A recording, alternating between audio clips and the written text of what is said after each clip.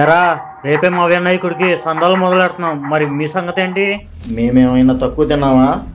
మేము కూడా రేపటి నుంచి రెడీ అవుతున్నాం. లాస్ట్ టైం మీ విగ్రహం కంటే పెద్ద విగ్రహం పెట్టాం, ఈసారి ఇంకా పెద్దది పెడతాం. ఈసారి మా సంబరాలు అంబరాలను అంటుతాయి.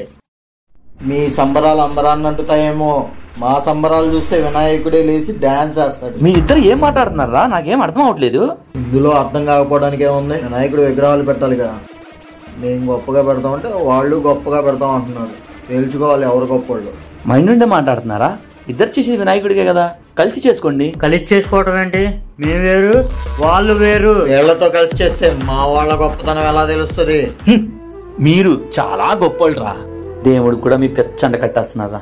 పిచ్చంటావేంట్రా? అది మేము మాకు ఇచ్చుకునే రెస్పెక్ట్. ఎవ్వడికన్నా తక్కువ కాదని మమ్మల్ని మేము ప్రూవ్ చేసుకునే అవకాశం.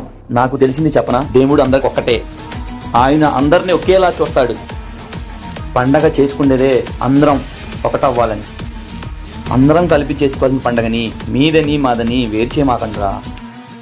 ఒకే వీధిలో ఉన్న మీరిద్దరూ 2 విగ్రహాలు పెడితే వీధే 2గా చీలిపోద్ది. నువ్వు చెప్పింది కరెక్టేరా, కానీ మా ఊళ్ళు ఒప్పుకోరు కదా. రైటేరా, మా ఊళ్ళో ఒప్పుకోరు. ముందు మీరు కలవండ్రా. మీ అనకుండి వాళ్ళందరినీ దేవుడే కలుపుతాడు.